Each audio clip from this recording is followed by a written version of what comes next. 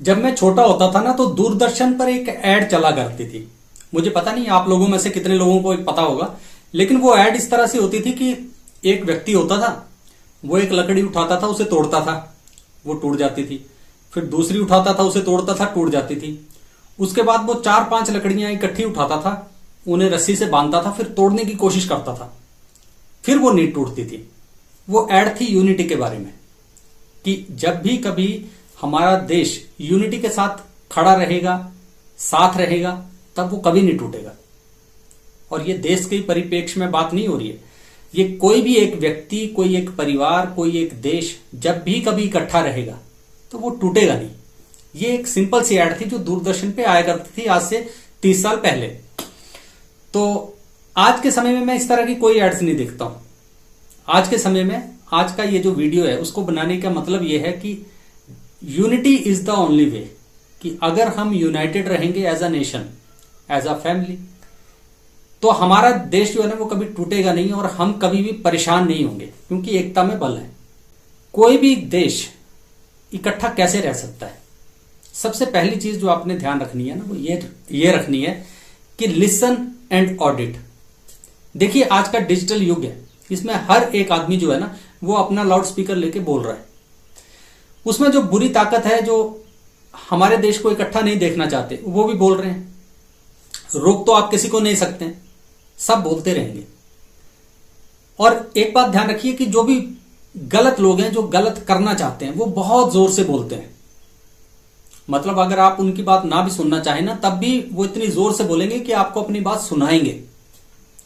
तो सुनने से नहीं आप बच सकते।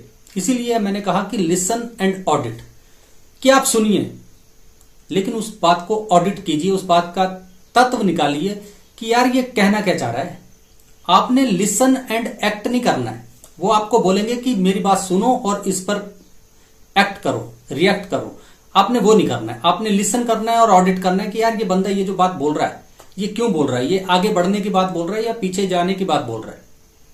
आज हमारा जो देश है ना वो बहुत कुछ बंटा हुआ है अलग अलग तरीके से। तो आपने जो है ना उस बंटवारे में साथ नहीं देना है, आपने इकट्ठे रहना है।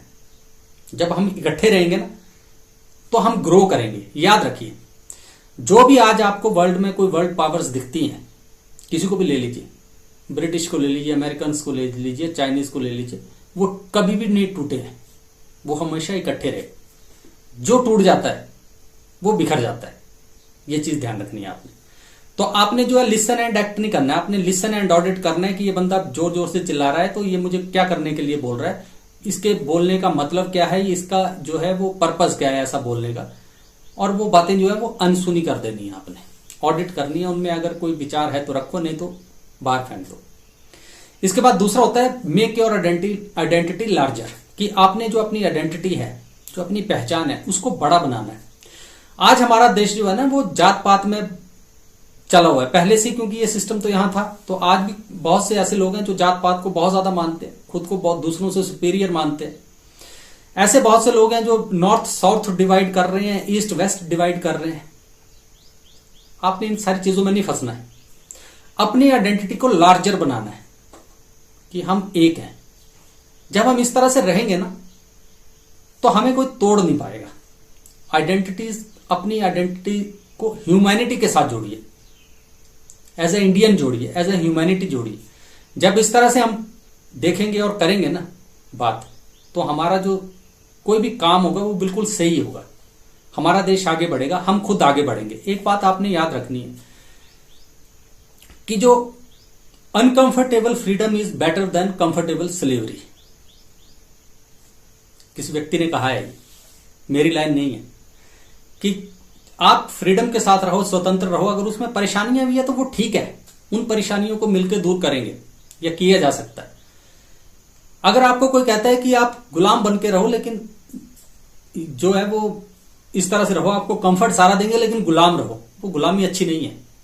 स्वतंत्रता ही अच्छी है, आजादी ही अच्छी है, चाहे उसमें थोड़ा दुख ही हो।